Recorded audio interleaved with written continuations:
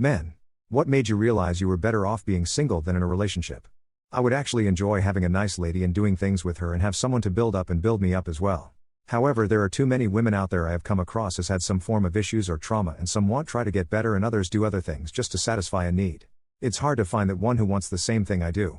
Either way, I was 38 at my last relationship and now I'm 46 and my life has been on the uphike ever since. Started a business and I still work a regular job.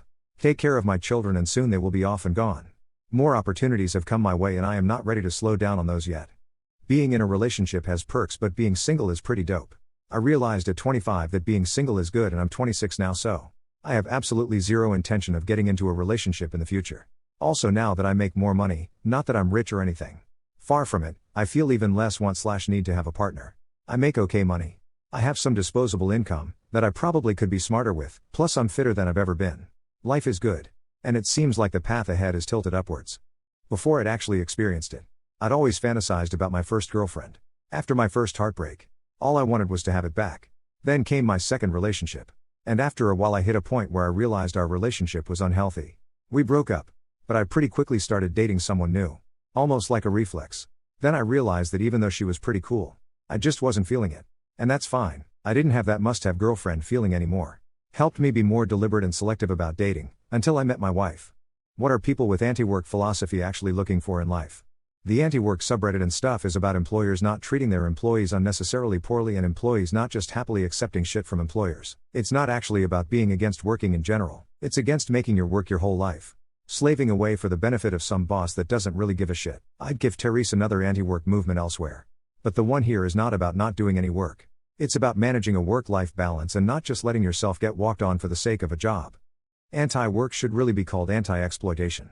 People are rejecting the idea that anything is possible with enough hard work. Because we have staggering amounts of evidence showing that isn't the case. We're being gaslit. Most employers will not reward your efforts.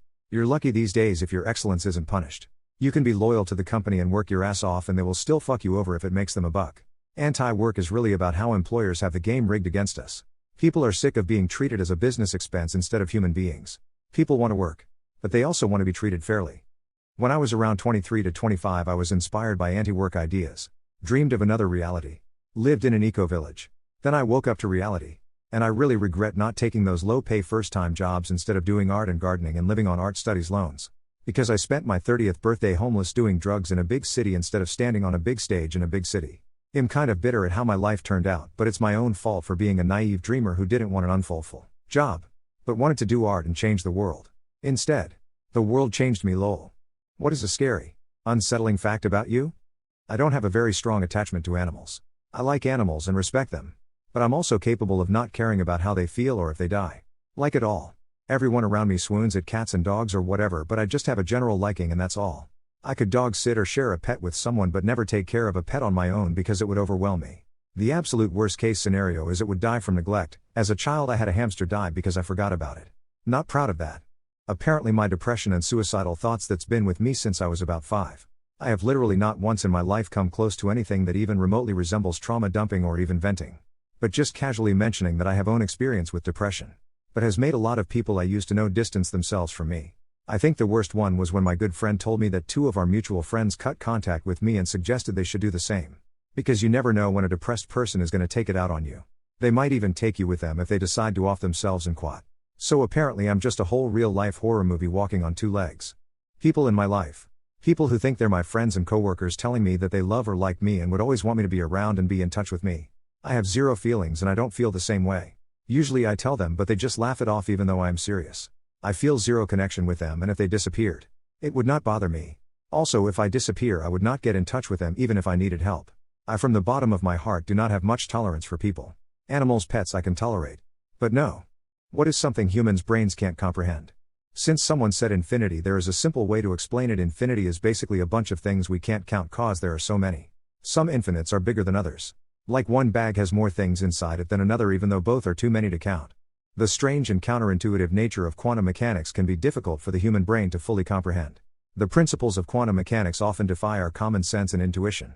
The size of the universe.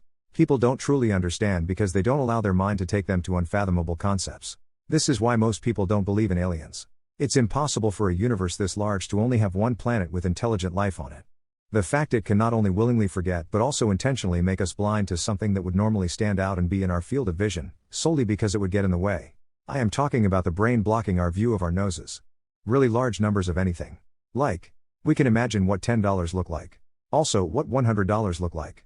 A 1000 is a stack of tens. 10K is a really big stack. 100K is getting insane. 1 meter is almost at the limit. 10 meters is getting insane, and anything above that the brain just goes, well, that's a lot in quad. Colors outside of RGB. Humans have 3 color receptive cones: red, green, and blue. Every color we know of are within these 3 color combinations. Creatures like a mantis shrimp has 16 color receptive cones, and can see 10x more colors than we can. Can you even imagine what other colors look like? Maybe space, nebulas, and galaxies actually have so much out there. It's just that we humans don't have the ability to see it.